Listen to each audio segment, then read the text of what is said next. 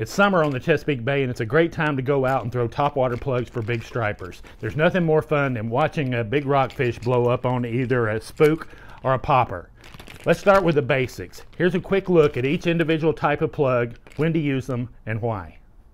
Poppers are sometimes called chuggers and they have a flat or concave face. They're designed to make a commotion on the surface to create a disturbance by splashing water as they're popped along. Spooks usually have a rounded nose and added weight toward the rear of the lure. They go by various names such as pups, stick baits, or walkers, and are made to zigzag across the surface.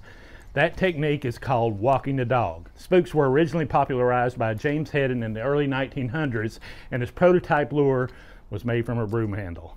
First, let's look at poppers. Poppers are easier to fish than spooks because all you have to do is jerk the lure along in the water while making sure it makes a splash or a chugging sound. I recommend poppers when you need to call in the fish. A good example is on wide, shallow flats where the fish may be spread out and you need to get their attention. Poppers can also be better on windy days, and I also like them for getting bigger fish out of the schools. Spooks, on the other hand, require a slight learning curve. When used correctly, their signature walk the dog action becomes irresistible to fish, especially as the wake spreads out behind the lure.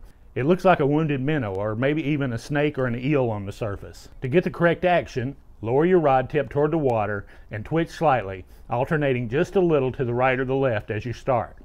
Once the lure starts walking back and forth, it's easy to keep the action going and you won't have to move your rod tip much at all. You can also walk the dog with your rod tip held straight up, but you need to lower it when it gets close to the boat because many strikes occur right beside the boat. Yes!